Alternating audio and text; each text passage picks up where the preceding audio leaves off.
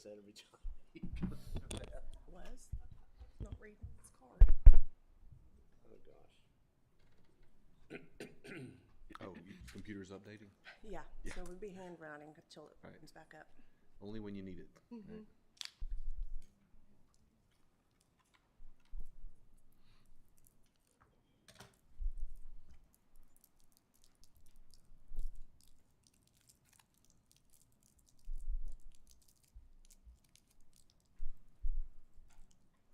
Okay. Good evening, everyone. I'll call to order the regular meeting of the City Council of the City of East Ridge, April 24th, 2025. I'd like to invite Charles Cochran with East Ridge Church of Christ to come forward, provide our invocation, and then lead us in our pledge. If everyone stand, if able.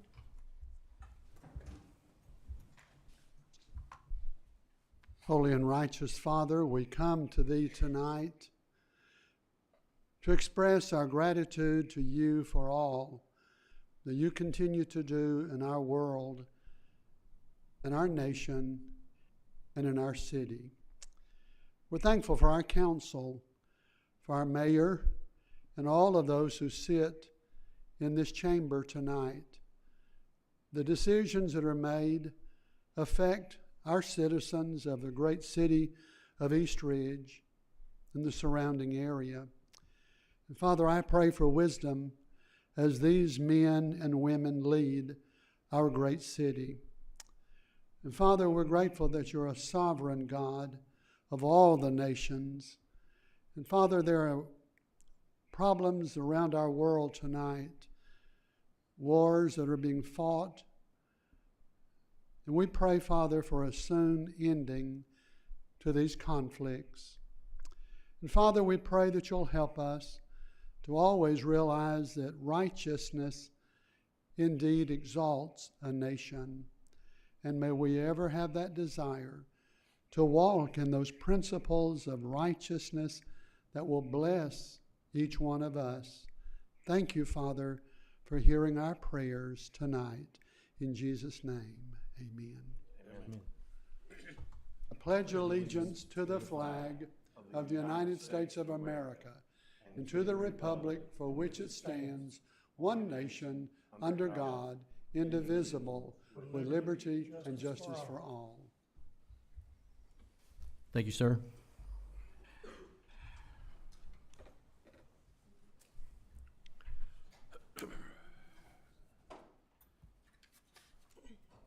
Roll call, Ms. Dietrich. Mayor Williams, Here. Vice Mayor Tyler, Here. Councilmember Cagle, Here. Councilmember Azell, Here. Councilmember Witt, Here. City Manager Miller, Here. City Attorney Litchford. Here. The next item we have on the agenda is the approval of the minutes for April 10th, 2025 council meeting. I assume everyone's had an opportunity to review those minutes, and I'll entertain a motion. I make a motion to approve the consent agenda. Second.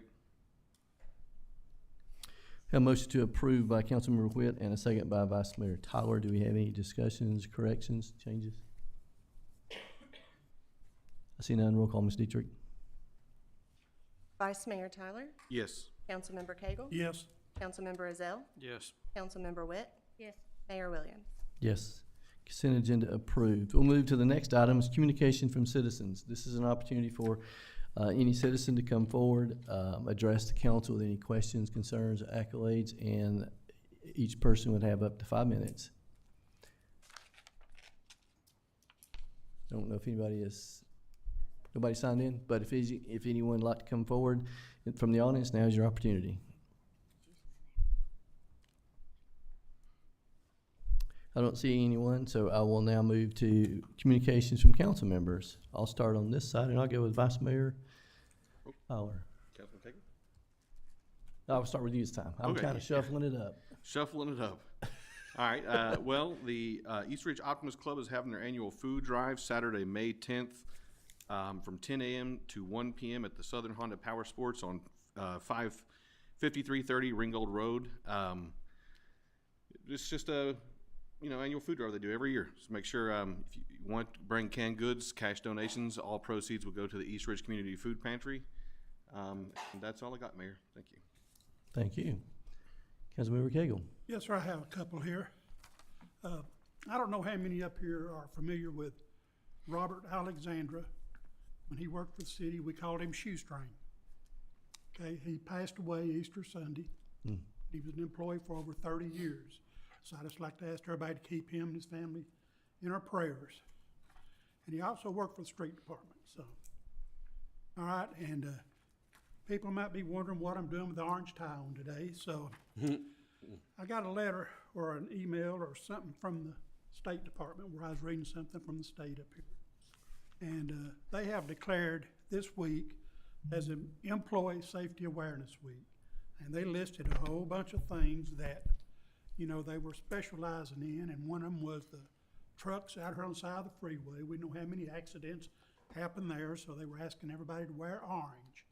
Well, I wanted to mention, first off, our police department, because they're out here working these wrecks, and we've had one incident where we've had a police officer badly hurt out there on the side of the freeway. Then we've got our fire department that goes in and out of these houses working EMT wrecks, stuff out on the side of the freeway. And our sanitation people are out here stopping on the side of the road, just picking up this garbage. So we need to make them aware and thank them. Then our street department out here being called out on rainy nights, trees falling across power lines and stuff. So we just need to recognition them. And that's all I have to say about that. Then I'd like to thank Mr. Howell and Mr. Miller for checking on 2 fire hydrants that we've had. That one of them is the corner of Bennett McBride that's been out of operation now for over a month. And the other one is at the corner of Tombras and Smith. They have got it back to working, but it's still barricaded around with a big old hole around it. So they have checked in on that, found out what the deadline's gonna be to put them back in operation. Thank you, that's it. Awesome. Thank you, sir. Councilmember Witt. Councilmember Rizzo. All right. A few things.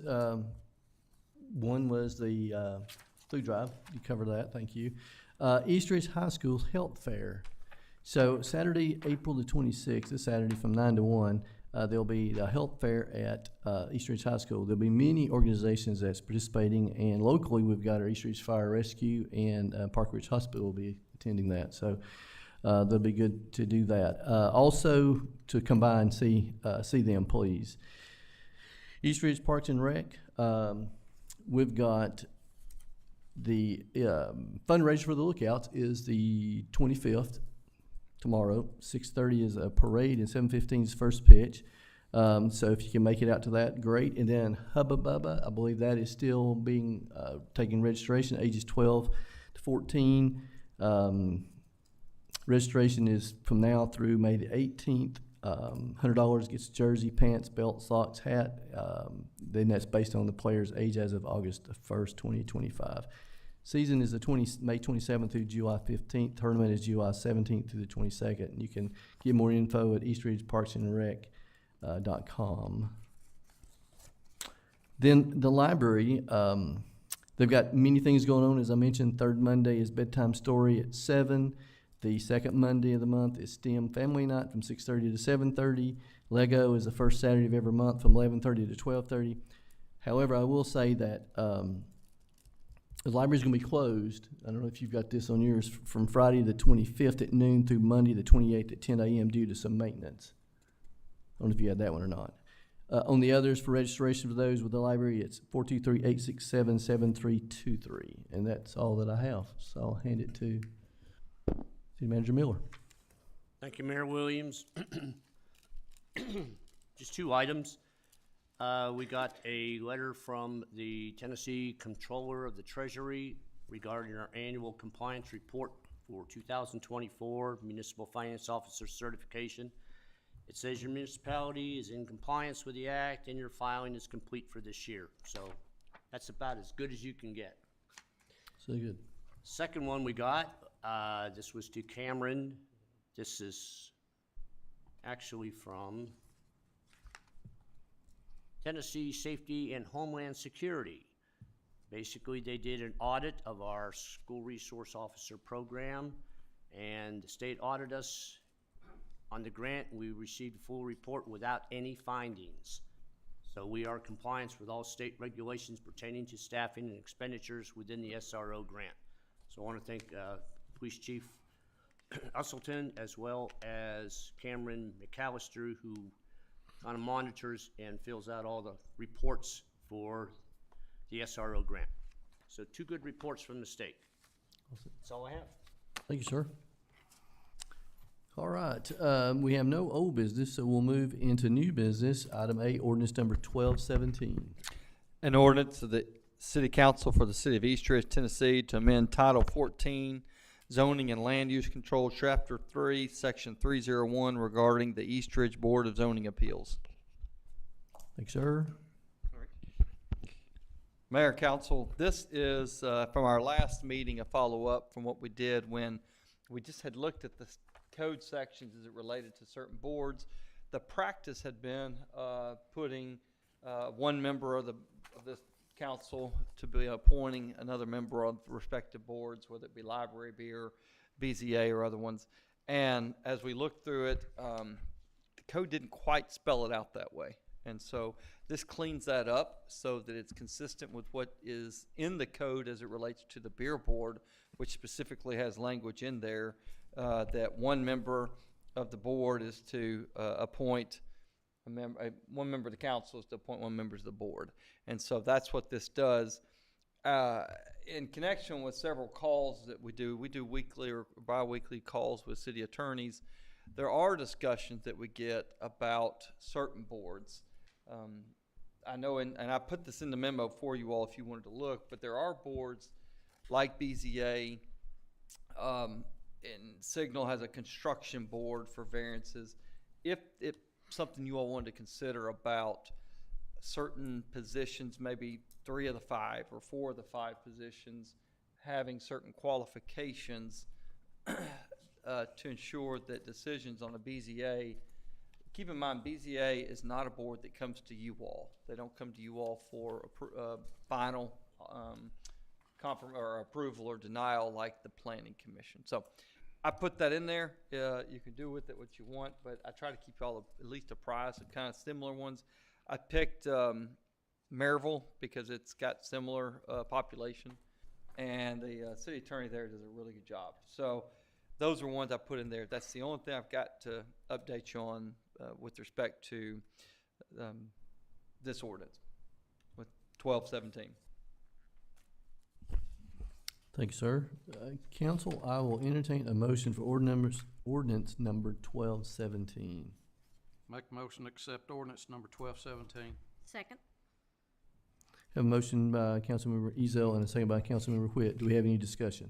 Yes, I also did some research on this, and what I was looking at, it gave different types of positions or knowledge that people would have for these boards. And since this board does not come to us, my understanding is the decision they make is the final decision, correct?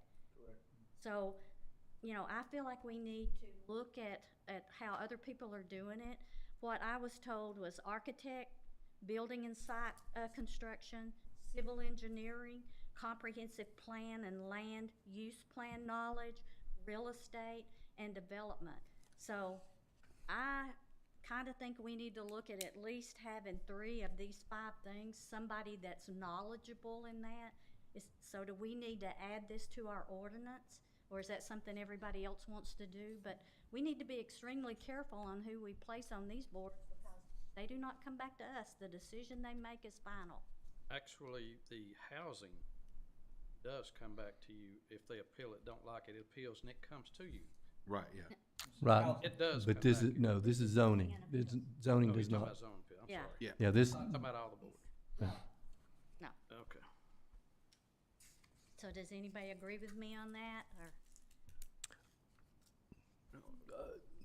Yeah, I mean, I can see it. I don't know if it needs to be specific fields, but, you know, we could probably get more, counsel on that from, the city manager or the city attorney on, you know, what's being done in other cities, as far as that goes. I mean, I can understand, because it doesn't come to the city council when it applies to this specific board, so, looking for somebody with a specific knowledge base or someone, educated in a field that would make more sense for this sort of thing. Well, what I found online says, zoning board members should also be knowledgeable about all of those things I said, plus the history and the site plans and the community in a whole. But, that you might wanna have somebody that handles this or has handled it in the past, these different issues. I don't disagree. I think it's a good idea. We just need to determine if, what this council would consider. I did pull Signal Mountains, I did pull Maryville's, I did pull Red Banks. I looked at all those that you had pointed out, and, I do agree, since it is final. I do know that, there is required education for this particular training for the zoning appeals board that is required. Yeah, and they do a good job at the, Steve Leach does is a good job of that. very good job as being the chairman of that. But, yeah, so how was the council like to proceed? We do have a motion on the, and a second, if we want to amend it, or whatever this council would like to, how to proceed. I would like to amend it to at least say that we have some people with, at least 3 people with some of this knowledge on the board. Not everybody has to have that knowledge, but So, your proposal is that certain, at least 3 of the certain, people, somebody has architect, building and site construction, or civil engineering, comprehensive plan use plan knowledge, real estate or development, that somebody have, 3 of those people have at least some knowledge of that out of the 5 people that are on the board. yeah, I don't so you- necessarily disagree. I just think I'd like, I'd like to research it a little bit more. research and specific language to vote on, in the spirit of, Councilmember Witt's, motion. So would it be more, pertinent to table for now until, you can either withdraw the second in the motion, or we can table it. Whatever council desires. well, I think we should table until we can get some clearer Do language. you have that as a motion? I'll motion to table until, we can get clearer language and, specific requirements for, what we're looking for. Like I said, I don't want to get like too narrow of a definition to where we can't find people in the city of East Ridge to fill these boards, but I would like, some specialized knowledge around these specific subjects, especially if it's not going to come back to the city council for review.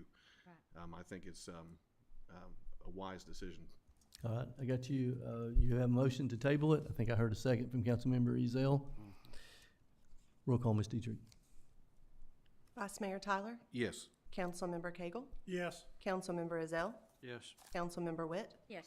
Mayor Williams. Yes. Ordinance number 1217 has been tabled. We'll move to item B, ordinance number 1218. An ordinance of the City Council for the City of East Ridge, Tennessee, to amend Title 13, Property Maintenance Regulations, Chapter 3, Section 303, regarding the East Ridge Housing Commission. Thank you, sir. All right. Along those same lines of what we just talked about, I prepared an amendment to this Title 13, where it would provide that each council member would have 1 appointment to this commission. A few things to point out about this housing commission. Councilman Ezell is correct. It does come back to this body if there's an appeal by the respondent, and I call it respondent. The Housing Commission is the board that is basically items come to that agenda are triggered by the Codes Department. They find non-compliant properties. They come before the Housing Commission. The Housing Commission has certain authority that they exercise, namely to achieve compliance is what they do. They don't have a monetary enforcement. That's the administrative hearing officer. Housing Commission does compliance through opportunities to the property owner respondent to get the property in compliant. If they don't actually achieve it in a manner that the Housing Commission likes, it feels that, and really they get guidance from the Codes Department. Codes Department is always present. I'm always present at those. Then they can ultimately make a decision to condemn property, either permanently board it up or at least temporarily boarded up until compliance is achieved, or they can make a decision, and it's been done, demolition to occur. If the property owner they have a certain time period to appeal that, it comes to this body, and this body has dealt with some of those situations before. And then from there, it goes to a circuit court. So that's just a little bit background on this one. It's not specifically provide in Title 13 that each council member gets one appointment, but if there's a motion, a second approval of this ordinance 1218, as it's drafted, would achieve that end such that it would include terms with each council member having one appointment to said commission. Thank you, sir. Council, I'll entertain a motion for ordinance number 1218. Make a motion to approve ordinance 1218. Second. A motion to approve by Vice Mayor Tyler and a second by Councilmember Ezell. Do we have any discussion? Yes. I here again would like to maybe put some people with experience, maybe in building and site construction, possibly real estate or property management, that when you're dealing with these housing situations, that they've got some experience. Not all 5 of them have to have that, but some of them need to have that kind of experience. I would like to make an amendment to add this. Okay, so you made a motion. I make a motion to amend it to at least having building and construction site experience, real estate or property management. Would this be all 5 members or just? You know, at least 3 out of the 5 have some kind of experience in that.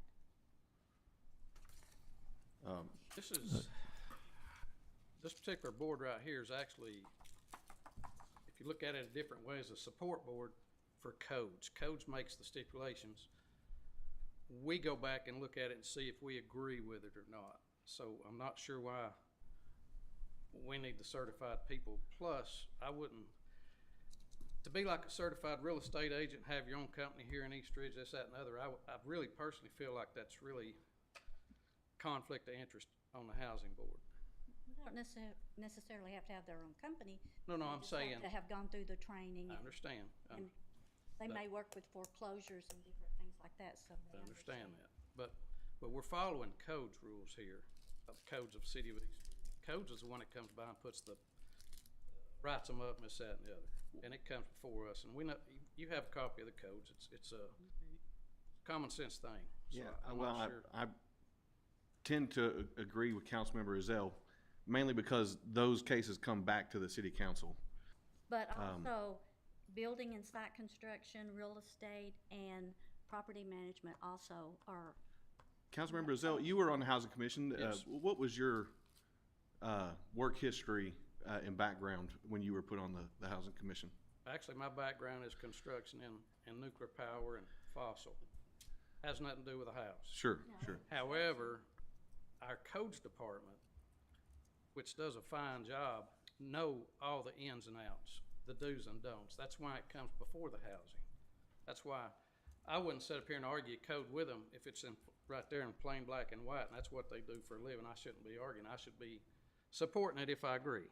Sure. And so I don't see where I need to be a real estate agent to be on this board or any of the other, to be honest with you. Because actually, a lot of the projects we have, when we condemn a house or we go and get a structural engineer report, make them get one to make us agree that it is structurally sound. So everything is done correctly.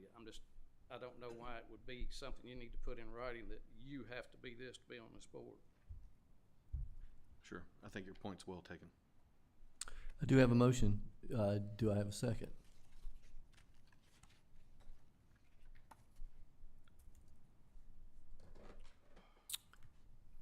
One last call. Do I have a second?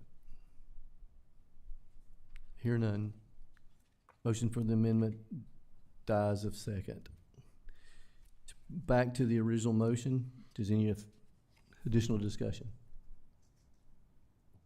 See none. Roll call, Ms. Dietrich. Vice Mayor Tyler, Yes. Councilmember Cagle, Yes. Councilmember Ezell, Yes. Councilmember Witt, Yes. Mayor Williams. Yes. Ordinance number 1218 passed. first reading. We'll move to item C, ordinance number 1219.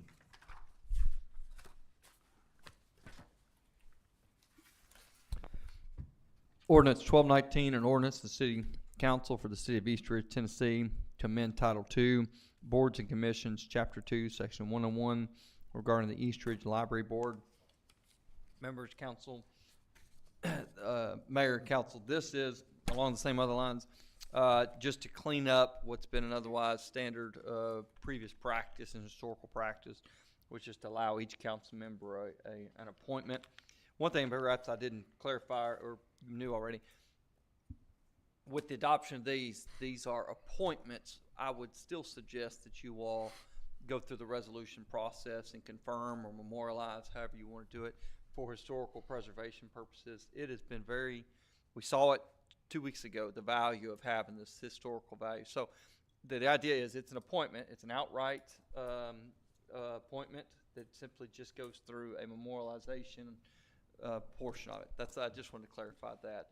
But this, similar to the others, it just cleans up and in this case codifies the historical practice of each member getting an appointment to this respective board. And again, it's the library board, and it's a good board that monitors and manages this municipal library here. Thank you, sir. Council will entertain a motion for ordinance number 1219. Make a motion to approve ordinance 1219. Second. I have a motion to approve by Vice Mayor Tyler and a second by Councilmember Witt. Do we have any discussion? I have one question. Yes, sir. Correct me if I'm wrong, but here a while back, I was told that this was the only board that had a limit put on the number of terms that could be served. That's by state law. State law, okay. Do you remember what it was? 2 years, two terms, 3 terms? I'll look it up. See if I can find it quickly. I believe it was It's 3. 3 I years. believe I it was thought it was 3. 3. 3 terms, I believe. Next term for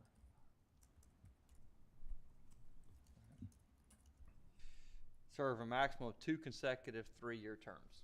2 consecutive 3-year terms. And they set out a 3-year term, then they can be reappointed? They have to, after serving Okay. 2 terms, they must wait a minimum of 3 years before being reappointed.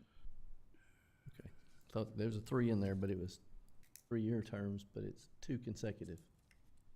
Correct. Term is 3 years, it's 2 consecutive. Okay. Answer your question, Councilmember Cagle. All right. Any other questions? I see none. Roll call, Ms. Dietrich.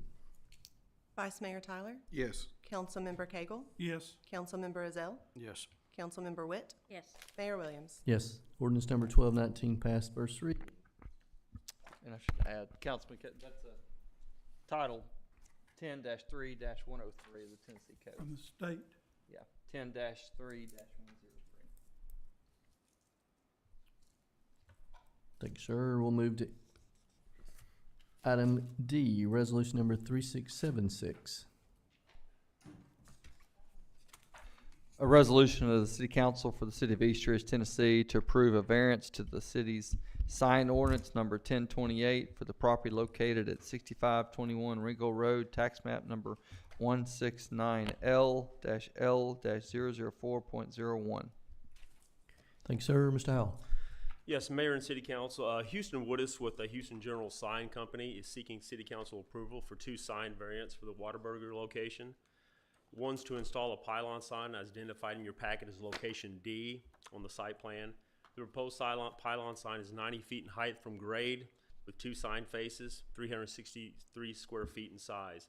The additional sign variance is a request for the proposed monument sign as identified in your sign packet as location D on the site plan.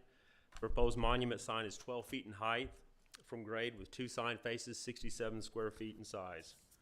The variance request for the pylon sign would be as follows: 81 feet in height and 313 square feet for each sign face, 2 in total. Second variance request for the monument sign would be 3 feet in height, 17 square feet for each sign face, 2 in total.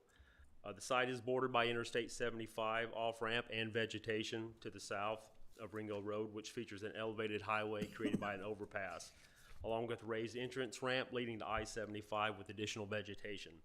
Due to the topography and elevation in these areas, the visibility of the attached building signs and the monument sign will be obscured from the interstate traffic. A pylon sign would provide visibility to the site. The proposed monument sign increase in size and height is accompanied by a large TDOT right-of-way adjacent to the sign's location. Unlike many of the signs on Ringgold Road, which typically have a setback of 10 to 15 feet from the right-of-way, this particular case involves initial setback of 30 feet due to the right-of-way, with an additional 15-foot setback required for that particular monument sign due to the size. So the total distance from the right-of-way to the proposed monument sign is around 45 feet for a setback, which is pretty large. That's all. Thank you, sir. Council, I entertain a motion for resolution number 3676. I make a motion to approve resolution 6. Second. Have a motion approved by Councilmember Witt and a second by Vice Mayor Tyler. Do we have any discussion? Yes, sir. Yes, sir. All right, I've got a little history here. Back in November 13th, 2015, we had a meeting to continue the moratorium that the state had back then. Okay, well then, we decided then to wait to see what the state would put in place. So then October the 28th of 2021, we came back to extend the outdoor advertising signs moratorium, and we extended it for 180 days. Then on November the 2nd, 2015, we had a special call meeting, which was on a Monday, to discuss or take action on this. That led to these other meetings here. So then we've finally started having this ordinance 1028 made. And over here in the memorandum where they're wanting to put these signs up, they're already telling us that they are in violation, okay?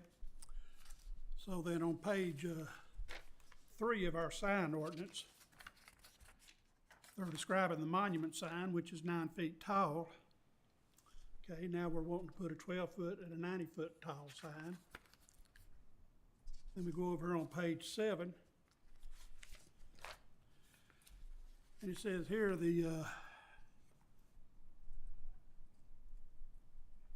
here. In order for the East Ridge to balance the needs of local business advertising their products, services, one detached sign on premise sign is permitted per lot. One sign per lot. For purposes of these regulations, a lot constitutes all contingency land in the same ownership of the same Hamilton County. Okay, then that's telling us there we can only have one sign on that one lot. Then right down below it in G1 and 2 is telling us the minimum height sign and the square footage sign, which is 9 foot, 50 square foot. And they're wanting to put a 12-foot sign with 66 square foot sign. Want to put a 90-foot sign with 363 square foot. So both of them are out of appliance. So then we're going to move over here to page 11. I don't want to discuss this at that time. It's on our abandonment signs that I've discussed before. And then page 13. Has this been in front of the Variance and the Appeals Committee? No, it comes straight to City Council. Well, page 13, item U, Variance and Appeals. The East Ridge Board of Zoning Appeals may grant a variance from one premise sign standards. However, the East Ridge City building official, his or her designee, shall be afforded the opportunity to provide a review recommendation to the Board of Zoning. That's correct. There was a resolution passed, I believe, when Kenny Custer was here, that took that away from the Board of Zoning Appeals. We did that when I was here. I believe My that's first stint, correct. I was here, we took the sign regulations is an LDR, it's a land development regulation. We took the land development regulations out of the zoning, the traditional zoning, and put it before the city council. So any appeals to an LDR comes to the city council, doesn't go to the Board of Adjustment. So That was done, I believe it was 2018. Around there. 17 City or Manager 18. Miller. So what I'm reading here in black and white is wrong. It's been amended. Well, back in 2010. That ordinance goes back to 2010. Yes, sir, ordinance number 875, 2010. We amended that in either 17 or 18 because we took the land development regulations and gave it any appeals to the city council. Put the council over the land development regulations, parking regulations. Parking used to be under zoning. All of this used to be all under zoning. But traditionally, over the past 2 decades, your landscaping ordinances, your parking ordinances, your sign ordinances that were traditionally under zoning codes have been taken away and put in what is called the land development regulations. So the appeals to any of those 3 come before the city council, not before the Board of Adjustment. Appeals to the Board of Adjustment deal with your height, your sizes, your density, your setbacks, all of your zoning regulations pertaining to use lots, building of the lots. So this in black and white is wrong, okay. Been It's amended. been amended. And, okay. Then on page 14, this has to do with specifications again.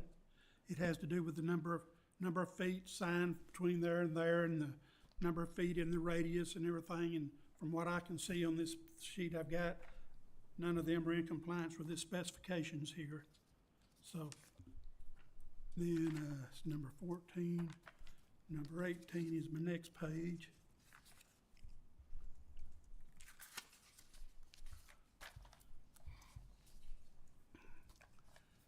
And it says here, and under L, and it's listed under variance. I don't see how, by not having these signs, this is gonna cause an undue hardship to this place of business. So evidently that variance has been amended by this one over here, because it's dated the same date, April the 8th, 2010. So those have been stricken out of the book. Okay. That's still applicable hardship. Okay, now, I want to go over here to the state.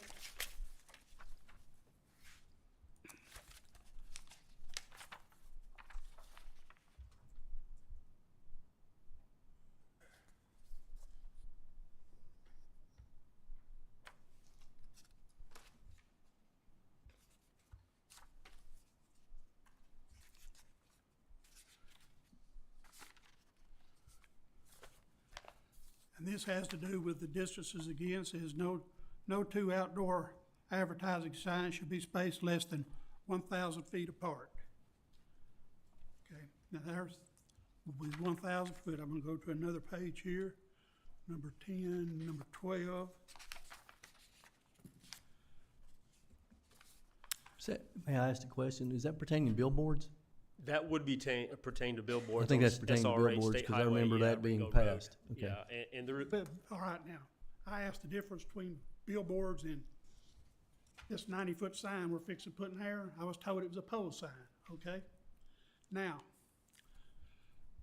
the state has went back, started calling them all outdoor advertisement signs, not billboards, not pole signs, what I read in this. So, and then right here it says, this is talking about the 660 foot from the edge of that exit ramp out there, which is the closest thing to this billboard we're gonna put up. And on Ringo Road, that is still a state-operated highway. And the sign that we're gonna allow out there is not 660 foot away. So, okay. Our distances are not the same because we've been into this before down the street. All right, page 55, it just talks about the 666 foot again. And then page number 62.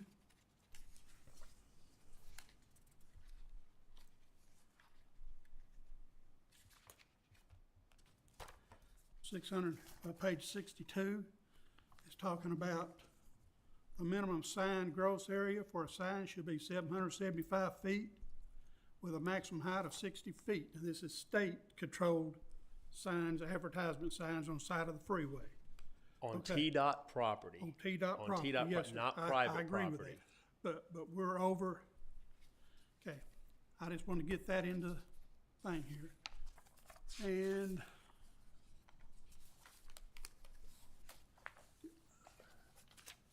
I believe that's all I got right here. So, oh, I know what it is I was going to bring up right here on the plat, this thing you give us with color to show me where the signs are gonna be. Yes, sir. Okay, up here where the big black C is, that's where they're wanting to put this 12-foot monument sign. That's correct. Okay. Right down from it, it looks like about 1, 2, 3, 4, 5 parking spaces. That Yes. says right there, proposed 30-foot sign. That one's been removed. But it says proposed, and proposed means it might be put back. This is an old site plan that they just This is- never moved that from, so That's out. We Okay. talked, that's out. Then down here, it looks like where they've got their drive-around thing, in the middle of their drive-around thing, says they're gonna leave that existing.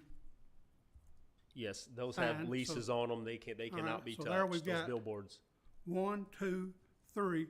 Then by the time we get this 90-foot sign, we're gonna have 4 signs erected on this piece of property. That is correct, yes. There's 2 billboards presently on the site. So we're about three signs too many according to our ordinance. And so, I'm through. Thank you, sir. Any other questions? So, after all that got read off, and I'm still trying to decipher it, I'm asking Mike how, is what we're fixing to do, is this legal? Are we good to go with a variance? Or is the state stopping us? We are. I've contacted the state on this. They have no issues with this whatsoever because it is on private property. It's not within TDOT right of way, and it doesn't apply to outdoor advertisement when it comes to putting these signs up. And the reason he's asking for a variance is it doesn't meet our requirements, so that's why he's asking for a variance. Yeah, the variance itself, a huge role this plays in the distance from the TDOT right of way off Ringo Road. Because of our small monument sign sizes, I mean, we're already looking at 45 feet from the right of way. If any of the council members are on I-75 headed north or south and trying to visually look at see this site, you can't see it. So the proposed pylon sign is feasible with what they're proposing of the height wise, yeah.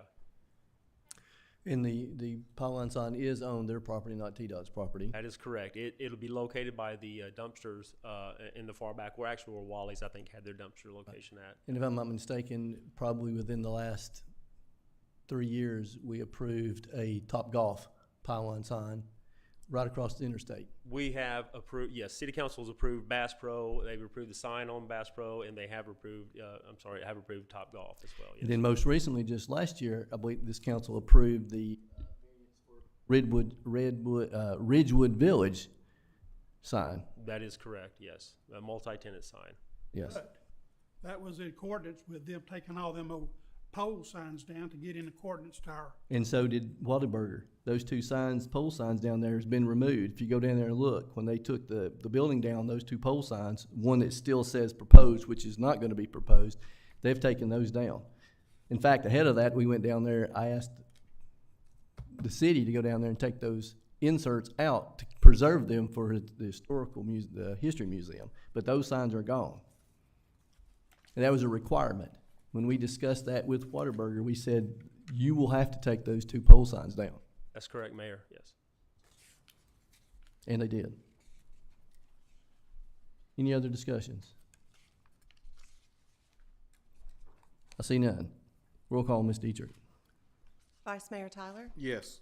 Councilmember Cagle, No, Councilmember Rozelle, Yes. Councilmember Witt, Yes. Mayor Williams. Yes. Resolution number 3676 passed. Do you have anything you want to interject?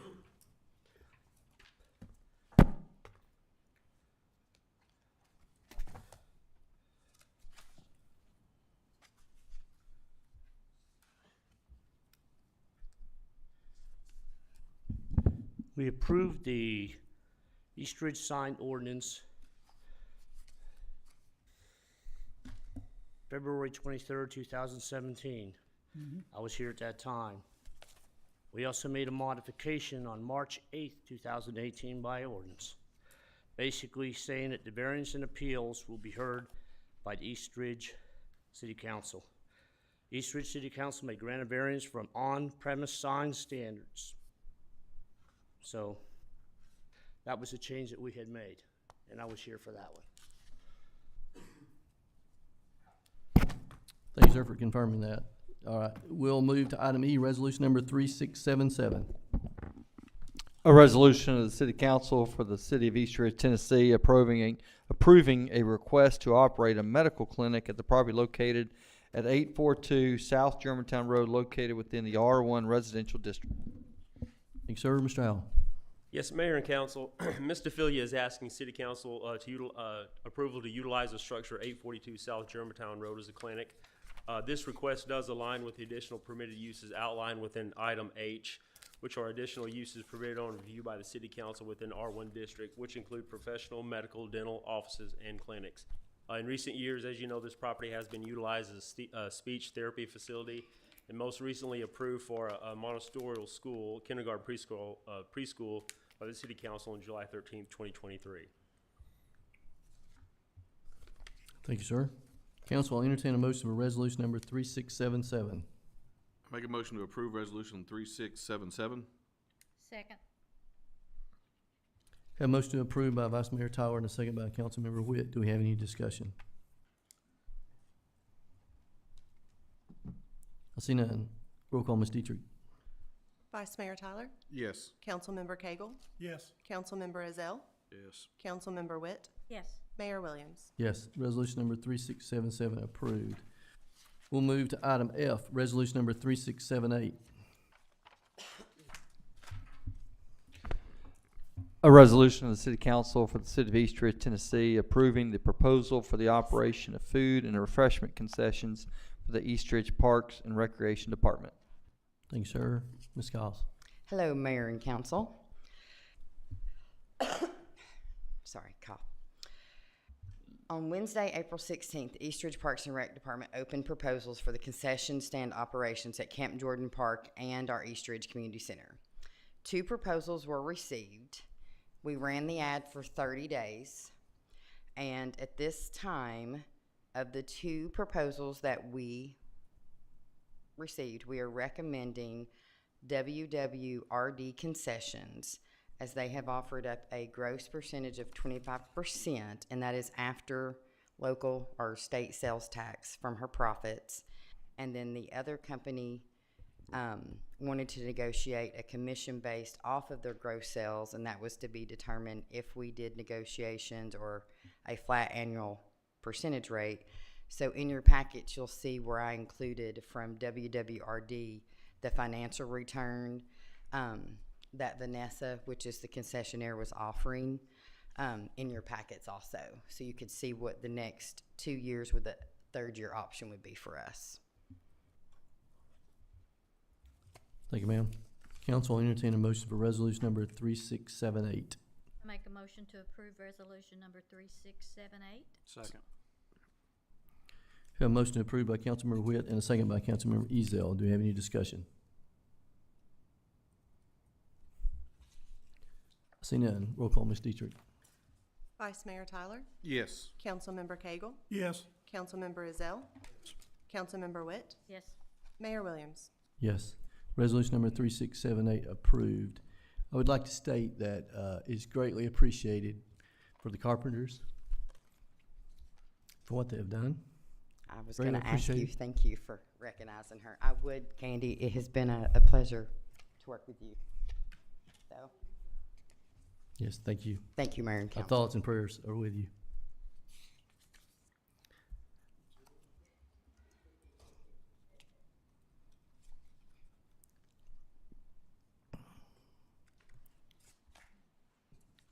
All right, let me catch my breath. We'll move to item G. Resolution number 3679. A resolution of the City Council for the City of East Ridge, Tennessee, authorizing the city manager to approve change order request number 1 from Input Group for the sound attenuation system at the East Ridge Animal Shelter. Thank you, sir. Mr. Miller. Thank you, Mayor. The city council awarded the bid to Input Group for design-build project that entailed acoustical tiles on the inside walls and ceiling of the dog kennels, a sound system integration, and the installation of an outside sound barrier wall extending 15 feet in height on the east side of the building. We awarded it in the amount of $192,770.32. My office was notified a short while back that Input Group had been subjected to a tariff on the fence materials of $8,000. So I am asking the city council to agree to the $8,000. That would make the total amount $200,770.32. We do have approximately $217,000 in this fund balance of this account. So the money is there for this addition. Thank you, sir. Council will entertain a motion for resolution number 3679. I make a motion to approve resolution 3679. Second. A motion to approve by Councilmember Witt and a second by Vice Mayor Tyler. Do we have any discussion? I see none. Roll call, Ms. Dietrich. Vice Mayor Tyler, Yes. Councilmember Cagle, Yes. Councilmember Ezell, Yes. Councilmember Witt, Yes. Mayor Williams. Yes. Resolution number 3679 approved, passed. We'll move to item H, resolution number 3680. A resolution of the City Council for the City of East Ridge, Tennessee, authorizing the city manager to approve change order request number 2 and change order request number 3 for the North Macksmith Road widening and improvements project for necessary modification to the draining system. Thank you, sir. Is it Mr. Miller or is I'm gonna have Mr. Sykes? Mayor and council, thank you. This is a change order for some drainage modifications. We had found some drainage pipe that was buried and a inlet that needs to be intercepted. And most of these, we're calling this a change order. This is an overrun of existing items that we have. Typically, we would have some kind of a budget for this. I guess what I can offer is that we feel like this project's going to come in under budget. Similar to Ringgold Road, we had several change orders, and we ended up coming in at budget on Ringgold Road because we had a lot of underruns. There's just no way to really account for underruns until the project is closed out or near the end of the project. But these are drainage issues that just need to be addressed to get the drainage out to the TDOT right away and intercept some existing private drainage systems that are running out to the road. Thank you, sir. Council will entertain a motion for resolution number 3680. Make a motion to approve resolution 3680. Have a motion to approve by Vice Mayor Tyler and a second by Councilmember Witt. Do we have any discussion? I have one. Is this delaying the project? No. Okay, There's no change to the time. okay. That was my only question. Any others? It's a good question. I see none. Roll call, Ms. Dietrich. Vice Mayor Tyler, Yes. Councilmember Cagle, Yes. Councilmember Ezell, Yes. Councilmember Witt, Yes. Mayor Williams. Yes, resolution number 3680 approved. Thank you, sir. We'll move to item I, discussion of Chattanooga area regional, well, go ahead, sir. I'm jumping in, I'm thinking tentative.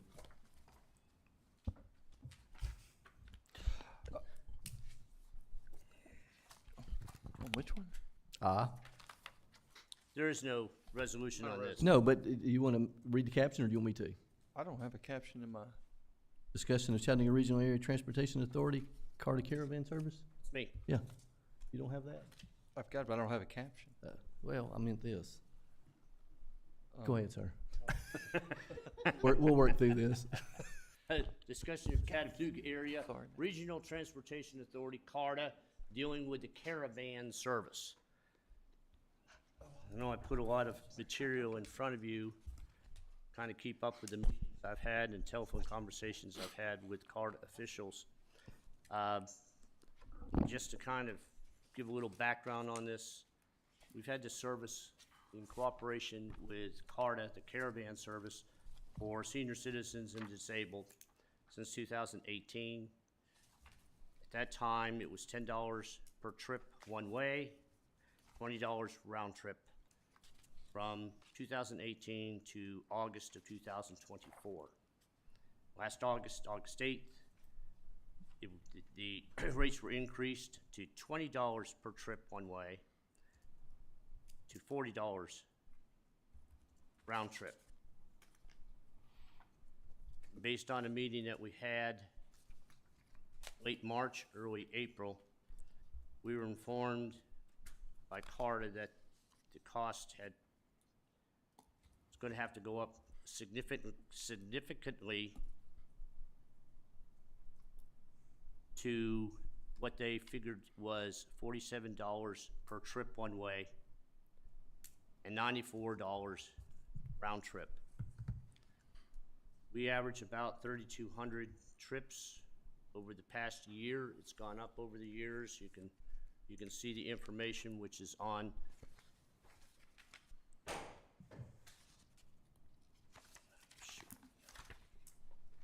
the last exhibit C in your agenda. So if you're looking at $47 a trip times your 3,200 trips, you're looking at about $150,000. Over the past years, we've only appropriated about $10, $20, $30,000 for the service. It's gone up substantially. The reason why it has gone up substantially, the primary reasons, Hamilton County did not appropriate funds to CARTA in 2025. This year we're in there now. They did not appropriate dollars for that. That was a loss of $100,000. The ARPA funds, which we utilized, all the cities throughout the U.S. received ARPA funds based on the COVID situation that we were in back in 2021. Those funds sunsetted. They're no longer, I believe, when do they have to be completely expended? December 31st. That ends it. Right now, ARPA funds is sunsetting at the end of this year, so those funds are no longer available. The grant funds that CARTA received and utilized for this service, they become depleted.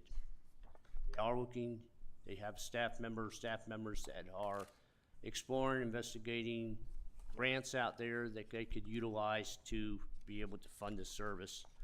And then lastly, of course, the annual increase in operating expenses and supplies. When we met with them back on April 8th, they gave us a copy of Exhibit A, which is have in your packet, which basically notes that the average cost per trip is actually $53.45. However, they quoted us $47 a trip, and they said they would stand by that. They have to be able to not make money on it, but they have to break even. So we discussed various types of programs that we could do to lessen the amount of dollars on the city side. One of them was East Ridge to provide a CARTA van valued at $130,000. We discussed this. However, when they were going to give us only a $2,500 a month credit, it's going to cost me for a $130,000 van to buy. It's going to cost me a total of about $150,000 on a 5-year note. And the difference between $47.50 and $38 over 5 years for 3,200 trips comes out to about $144,000. So it's almost a wash.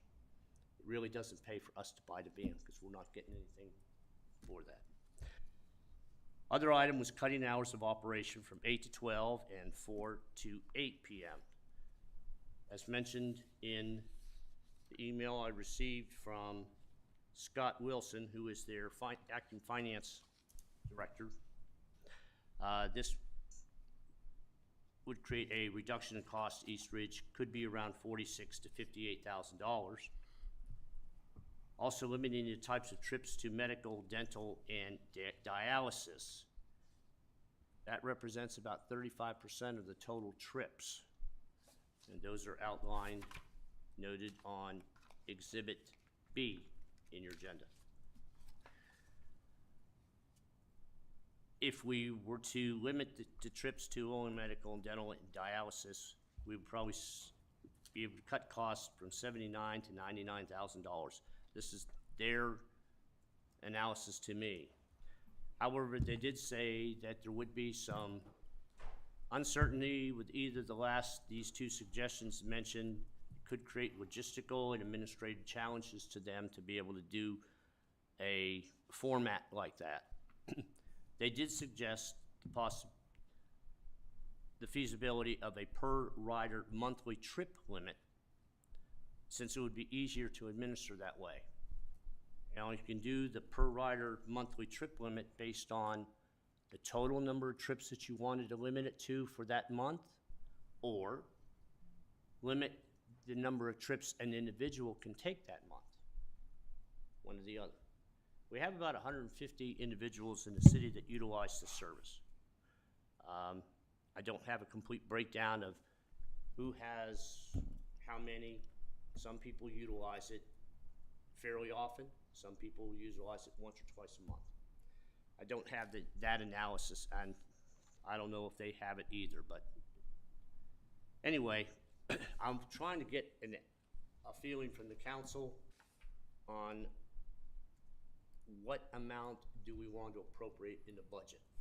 I don't put you on the spot on this one, but the past several years, it's pretty easy to put $20,000 or $40,000 in the budget for this service.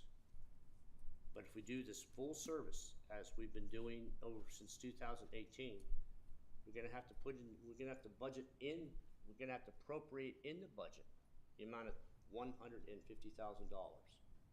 That's what the cost is gonna be. Now, if we want to limit the number of trips per month, limit the number of persons that could take that number of trips per month, I would need to have an upset cost on that, whether it be $50,000, $75,000, or whatever. If you were to do that and give me some direction on that, I can sit down with Finance Director, Scott Wilson, and we can work out a program within that budget amount. So I'm trying to get a direction from the council on this. I have a budget that got some holes in. One hole, of course, is the growth and the assessed value. We're not going to get the assessed value until the middle to the end of May. So the budget will all be presented.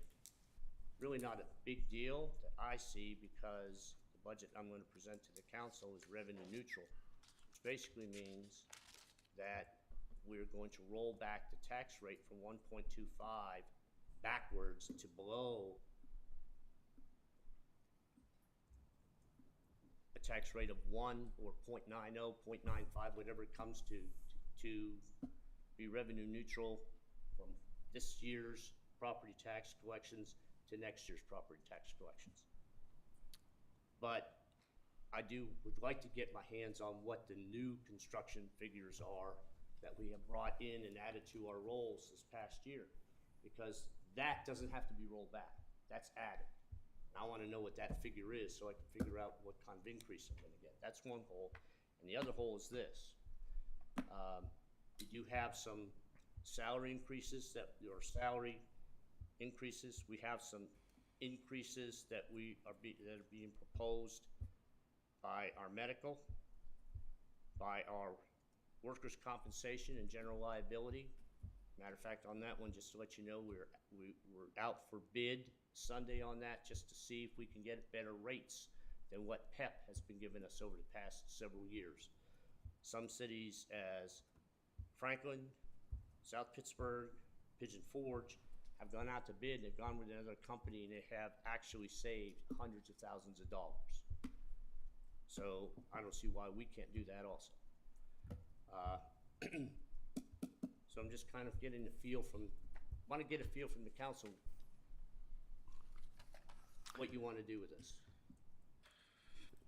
And I'm glad you brought that up, because I meant to mention that in my my mayor comments. I have gotten some calls about, and emails about the tax, the assessed value going up dramatically. And I'm glad you pointed that out, that there is, state of Tennessee does require a certified tax rate that is then adjusted. In our case, Yes. you're going down to Yes. offset the increase of the assessed value. So it Yes. should be revenue neutral or cost neutral for property tax. Revenue neutral. And the only way that it would go up is if this body, for the city of East Ridge, we can't control what Hamlin County does with their county tax rate, but this body, I don't believe you're requesting, and I'm not in favor of increasing the tax rate. So we'd accept the adjusted rate down to make it revenue neutral. Right. So I'm glad you mentioned that, get that out of the way. I do have a couple statements, but I'll usually defer to last. Does anyone have any comments? Or I can go, I don't care. These rides, are they Monday through Sunday, or are they Monday through Friday? 'Cause They're actually 7 days a week. they are 7 days. They are 7 days a week. So most doctors aren't open Saturday, Sunday, are they? Well, Unless you go to a clinic, If like you- you go to if- the ER, let you me- go to, one of if these you look, if you doc in the look, box. if you look at Exhibit B, you'll notice a trip purpose for 2025. Shopping was 22%, general 9%, medical 17%, entertainment 10%, employment 24%, and dialysis 18%. So if you take that percent times 3,200 trips, that's where they're going for. We don't have that. They have this information. So this was done by them. So are you saying, like when we're looking at this, if we took cutting back the hours of operations, is the 46,000 and 58,000 within our budget? You're saying that it's gonna be a hardship for them, but could we actually do both, where we say we cut back the hours of operations and make it medical, dental, and, That's gonna be, dialysis? if that's what the council, in talking to the finance director, it's gonna be very difficult for him. It's gonna present a difficulty for them to be able to administer. If you're gonna do it those two ways. I was just wondering, did you suggest that, or did he suggest it? I- Because if it was gonna that be came- difficult that- for me, I that- would have suggested it to you. That came up in our discussion on the 8th of April. And that was one of the suggestions that we came up with. I mentioned that back then, their initiatives that Carter noted that could be implemented by the city that could decrease the annual appropriation as follows: allow only the service to passengers for essential trips as medical, dialysis, and pharmacy, cap the number of trips per day or per month that would be allowed, set a monthly upset cost once reached, service is cut or stops for that month, increase the passenger charge to $10 to $15. That's the most. They wouldn't probably not go above $10 a trip, $20 round trip. One thing I appreciated was Councilmember Tyler giving us some information on how they can get their prescriptions and other rides. So Yeah, thank you for there that. are many market alternatives to these services, specifically like pharmacy delivery. I know that it's free if you're a member of Walmart's Plus program, which is about $12.50 a month, is what that works out to. Amazon has its own pharmacy that delivers. You can get your groceries delivered from just about every grocery store within a 30-mile radius here. The services that you get from, say, Uber are probably going to be a little more higher quality than you're going to get from Carta. You do not have to use a smartphone to call. You can book a ride 90 days out in advance with Uber by calling them. You can request assistance in getting in the vehicle, and they can send specialized vehicles out with people to get you in the car. In certain circumstances, some of these programs are covered by Medicare. You know, I think my number one issue is that we pay taxes to the county. Right. And this is a organization that's ran by the government, and this seems like rent-seeking behavior from an organization that we're already paying for. I think if I had to make a suggestion, I think putting the limit on there is fine, on the amount of trips.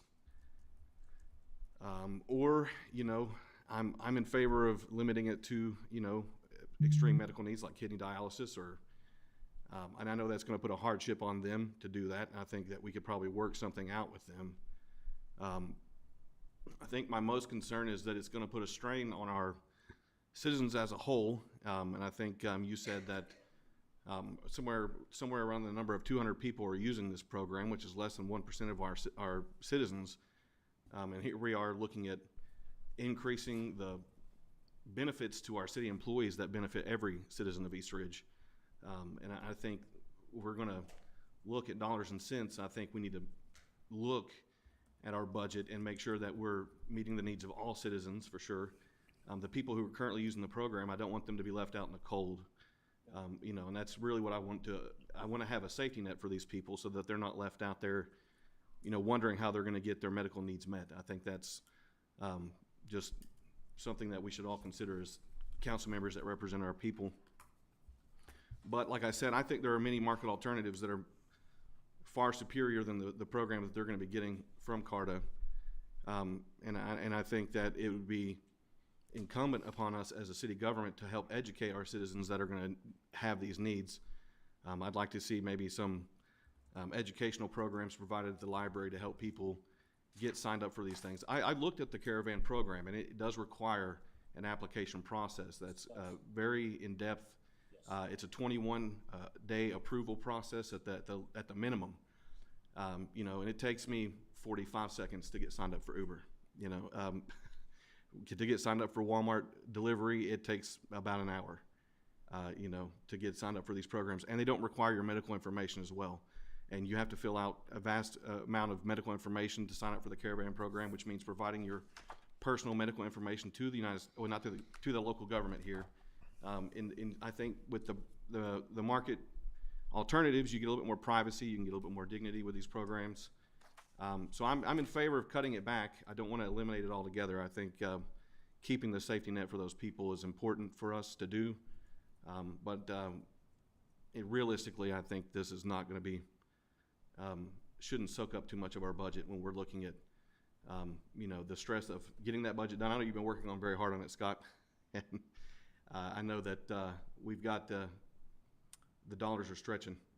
And I, like I said, I think this is double dipping from CARTA. They're already getting money from our taxpayers, and it's rent-seeking behavior. I'm not in favor of this at all. Well, let me correct you, right? Please correct me.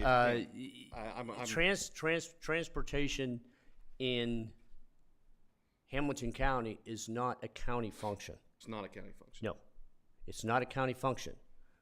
They operate independently.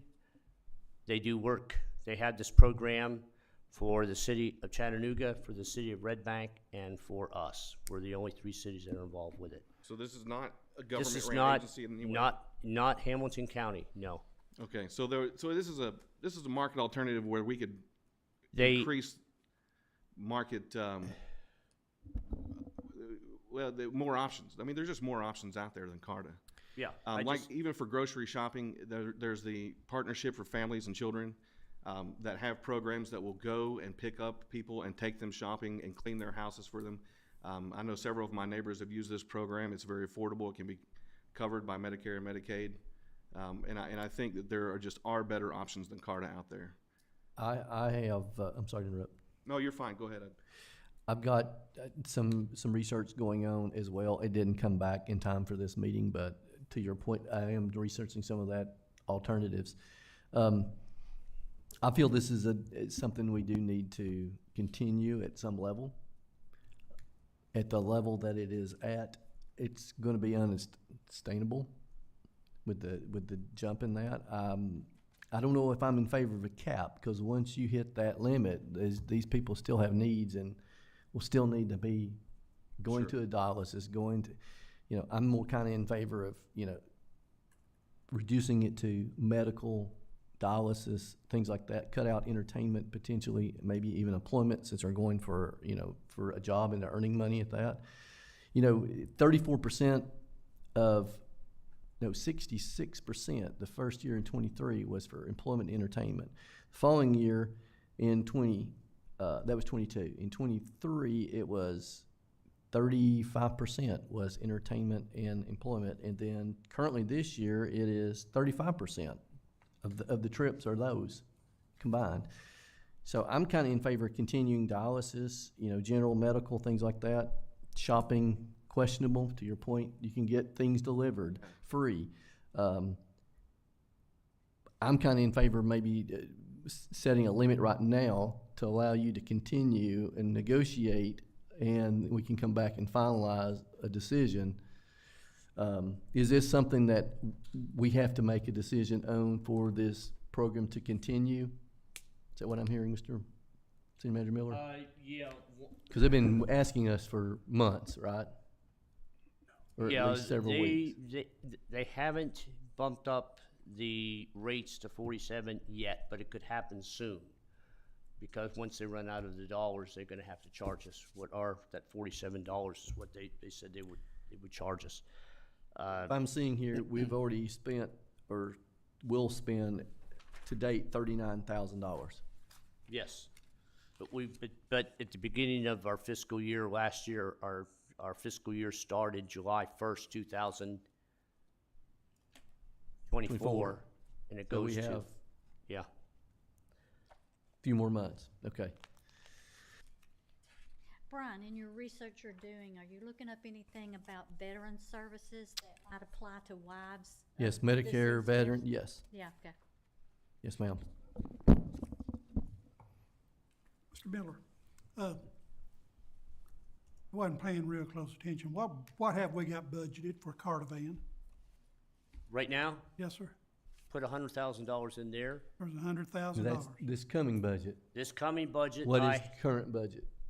yes, the one I'm working on now, that No. will go into effect July 1st of 2025 to June 30th, 2026. Right now, I have tentatively penciled in $100,000 for that in hopes that the county will put some money into it. What is the current budget? I'm sorry to interrupt, but I like your question. I'm trying to get clarity. 100,000 is what he's proposing for this future budget that we're coming. What do we currently have in this budget we're operating in? Last year. It's $10,000. Well, it's not last year because we're still in it. It's how much? We budgeted 10,000 because they're still drawing off of that grant, Yes. ARPA, so they have not charged us any. Okay. Okay. Let me basically say the history again. We paid $10,000 in the budget for 24-25, which is July 1st, 2024. July 1st of 2024, we were being billed $10. It didn't go up to $20 until August of 2024. Now it's gonna go up to $47 whenever their funds are tapped out. So bottom line is you had a $10,000 budget line item last year's, or this current budget, you're now gonna be budgeting 100,000. Yes, sir. That's what I Did that have. answer your question? Okay. So you're gonna pencil in 100,000 for 25, 26. Yes, sir. Okay. But then up here, we've got the obligation of, where we can take out, where do I see it? 46 to 58,000 just by cutting the hours. Yes. So then that'll cut that back down to 52, 54,000. If they agree to cut the hours, Yes. okay? I think, yeah. Correct. Cut the hours. If you have a medical need after those hours, they will not provide that. Okay, but somewhere in their brochure that I looked up, they said they recommend them if they need medical need or emergency need after hours, they are to call an ambulance. Right. EMTs. Right. Yeah, that's expensive. And that's a services provided to them by the Right. county. Right, It is by the county? yes, sir, Yes. yes, sir. Yeah, just to we were paying for that service for 4 years $192,000 a year. That was an agreement that the city made with Hamilton County, and that was that was based on the fact that they wanted to get their self established in our city. After 4 years, it goes away. It's county service now.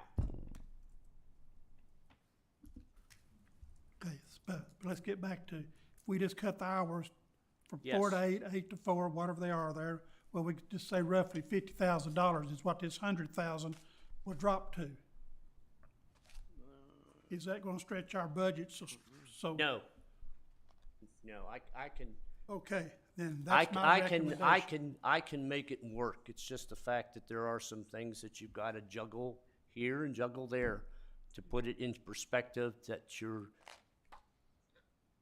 got the services being provided to the residents with no cut or no reduction of services. I thought, listening to what he is saying, I thought the proposed budget at the price that it's going to, times the trips we have, it's gonna run us $152,000. So taking off what you're talking about, which still would cost us right at $100,000.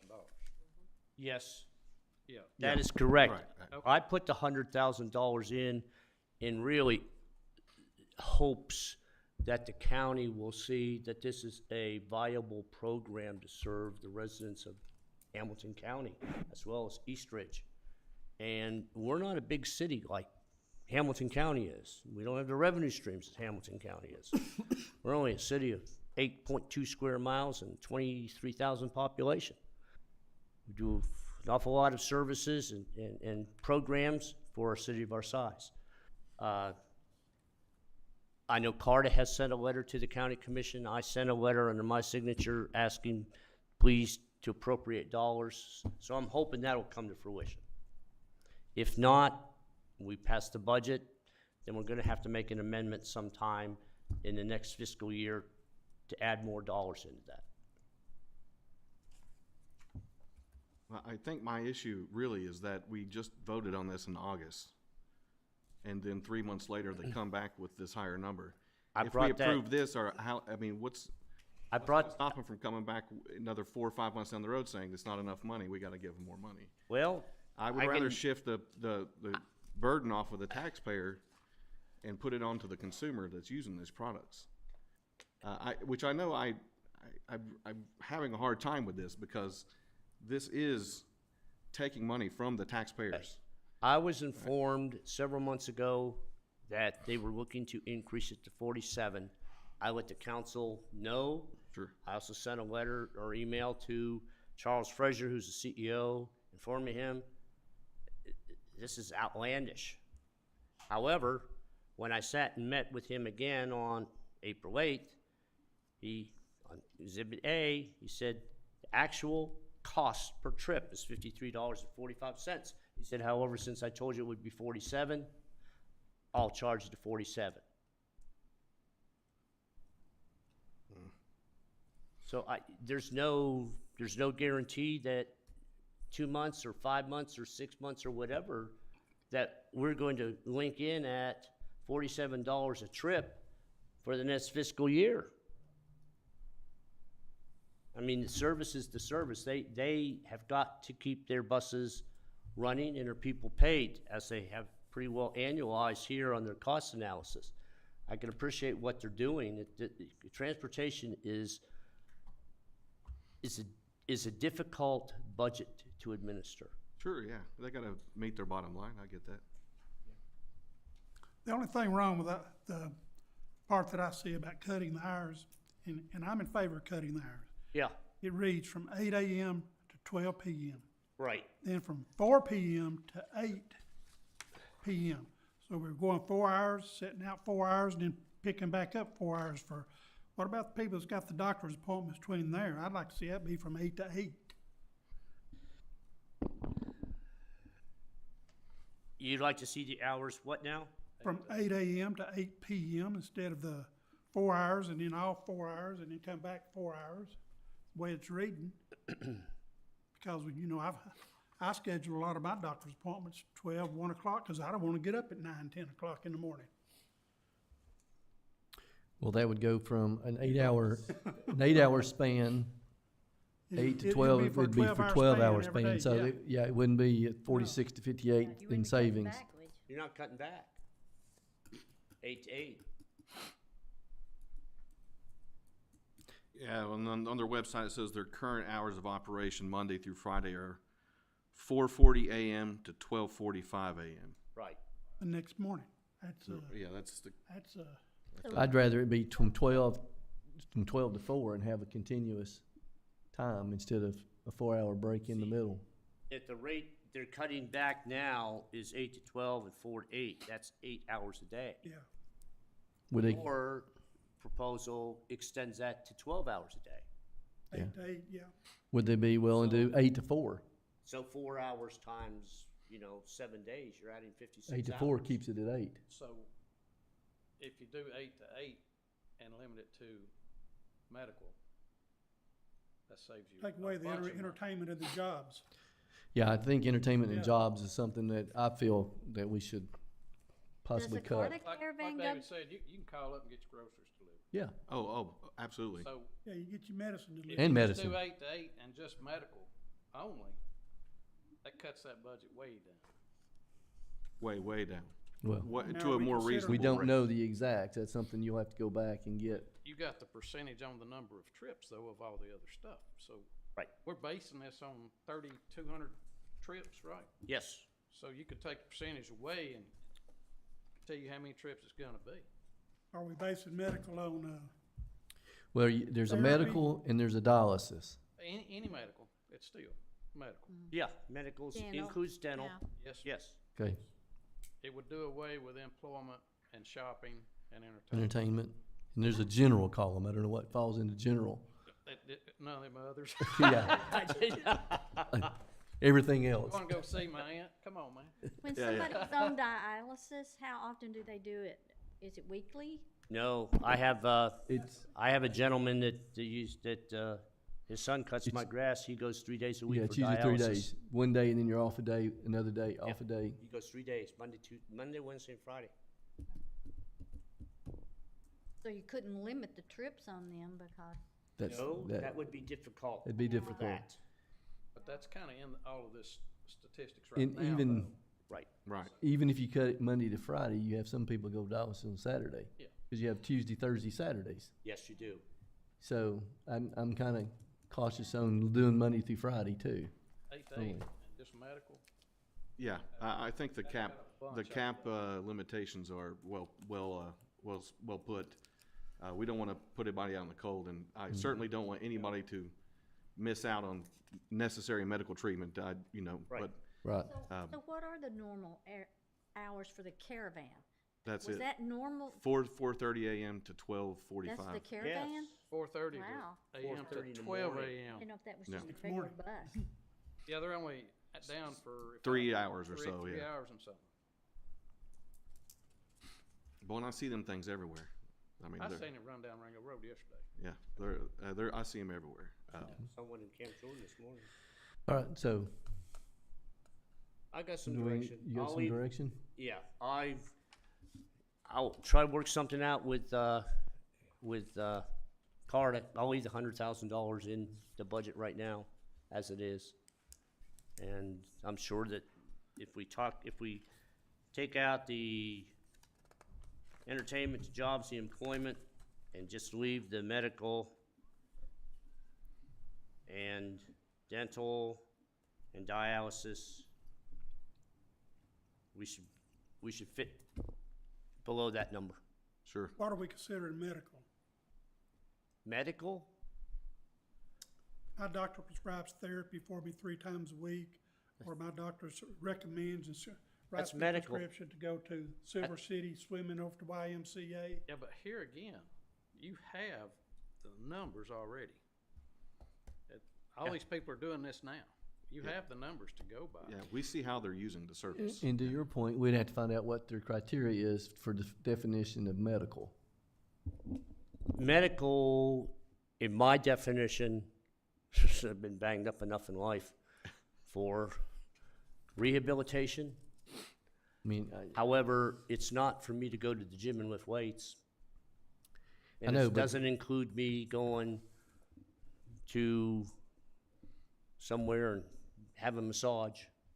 That's, to me, it's not I medical. mean, I get that, but I wanna know what, they've got medical listed here at 17% this year. Right, what does that include? Yeah, what did they classify as medical? I think we'd like to know. I would have Correct. thought dialysis was medical. Medical, dialysis, we know, Well, it is Medical, but medical, yet but they, but they got it They separate. got it separate. Yeah. I don't get it. and they Yeah. put dental as separate because people carry dental insurance and medical. Well, I don't see dental on here on the pie chart. Vision. Was in the one I had. And if you would. Exhibit B didn't have If it. we are going to lower the services and narrow the scope of what they're going to be used, I would like to see some adult education classes for these seniors so they can have access. You know, maybe they don't know how to use Uber or like even know that's even available option or something along those lines to where, you know, we're helping some of these people out. I mean, Yeah, but I had to teach my mom how to print a PDF the other day. You know, Well, yeah, I hear, you know, Bless your heart. all one needs, it was the hardest thing I've done in months. all one needs to do is call City Hall. We have the application process, and we can take them through that process. Amanda Bowers has been doing this program since 2018. It's not a new program. Sure. So all it takes is a call to City Hall and work with them on getting the application done, submit it to it. This is not our requirement, this is Carter's requirement. Sure. But we can take them through that process. Yeah, yeah. I know that this is gonna affect some people and I don't want them out in the cold. I just wanna make sure that they know there are options out there for them. Right. And that the city has resources that we can provide to them. I don't want people to feel like we've just abandoned them because of the budget, but, you know, I No, want no. people to be able to get a better product in the overall, cause I think there are alternatives that are better than Carter. But I think, Vice Mayor, you were also not just referring to Carter Cares itself, but other exactly. educational programs for prescription delivery, grocery delivery, things Sure. like that. It's a new Yeah. world, you know, my mom's Yeah. still having to navigate all this stuff Yeah. herself and, you know, I think it'd be beneficial for some of our citizens that live here to, maybe they don't know these things are available to them, that they don't know that every single pharmacy in this, city will deliver to them, and they don't know that. So maybe Maybe this something we is can something have, we could look into. we can do at the community center, we could have some kind of educational, You gonna go we can around have it and somewhere pick 'em all else. up? Yeah, it's about to Gotta go close. pick 'em up, right? And how would they get there? How you gonna get How there? do we get there? Gotta go pick 'em up, right? You could do a mail out. Flyer. Bad point. All right, any other discussion? On Carter, okay. Then we'll move to item J, discussion of the tentative agenda for May 8th, 2025. So there is, I guess we've got no old business, but we do have a tabled item, so I'll mention that.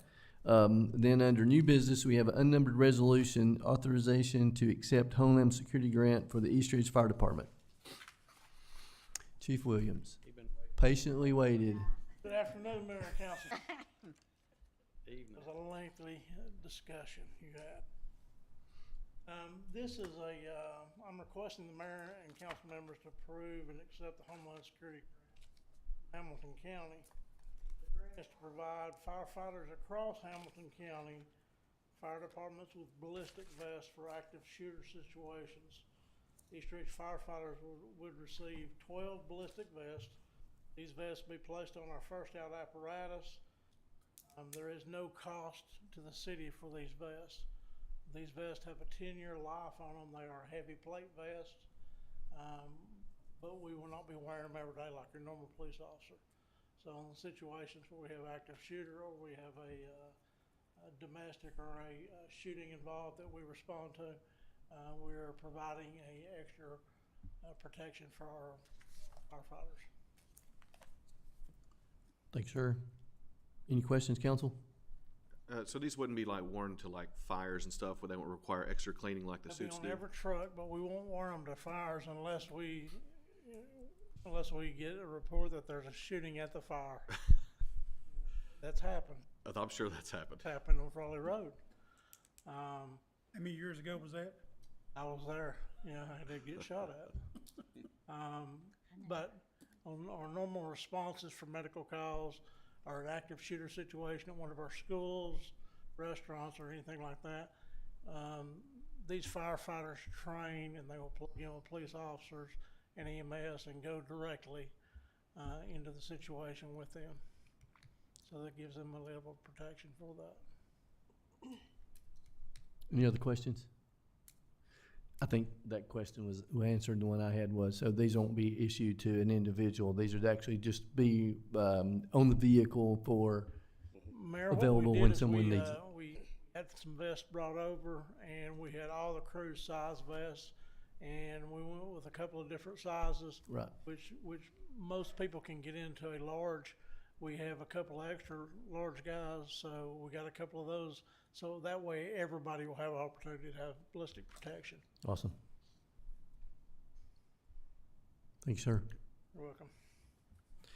Next item is presentation of the fiscal year 2025-2026 operating budget. Miller. Well, that'd be the day I present it to the council. Go through page 1 through page 12 or whatever, 15. Give you a briefing on the revenue picture, expenditure picture, as well as all the special funds. As I've done the past several years, so entertain any questions during it and after the presentation. Presentation will probably be 20 minutes, half an hour. So that'll be on May 8th, so then we would have a couple council sessions to digest it, ask questions, how we'd like to proceed before we pass. You'd prefer to have this passed in early June? And not yeah, I would present it on the 8th and give you the rest of the month, and in June we would have the first meeting in June would be first reading, and the second meeting in June would be second reading. We would have the budget Final passage. adopted by July 1st. And when did you say we'd have the appraisal, the tax rate? We're not gonna have the appraisal until it'll be probably mid-May. I just said I don't really need the appraisal numbers because in essence, the budget has been developed to be revenue neutral. Next year's revenue will be the same as this year's revenue. So that means the tax rate has to come down because the assessments are going up. Simple as that. However, we have added commercial to our tax rolls. And I want to get compensated for that because that does not roll back. There's no rollback on that one. They're coming on the tax rolls in August of 2024. Am I correct on this? 24. August of 24 comes on, then we get the taxes this year on it. Yeah, we'll be verifying stuff in August. Right. And then it will go to the county for them to load the taxes Okay. and the sanitation fee. They'll do all that. Right. Now, we'll let you know that we're looking at an increase in the sanitation fees. We just approved a increase in our fees for transfer station. They went from $33 to $43.75. That's an increase right there of $100,000 a year. then we had We haven't looked at increasing our sanitation fees for the last 20 years. and recycle went up tremendously from where Recycle- it was. We were getting Yes. credits to where it was neutral until Right. now we're paying as much or more than garbage. Yes. That's just not us. That's nationwide. Correct, but That's nationwide. We have to pay people to take our recycling away off our hands. and we've held, like you said, for that long period of time without an increase. Any other business we need to add to the tentative agenda? Any other questions? I see none. Hope everyone has a good evening, and this meeting is adjourned.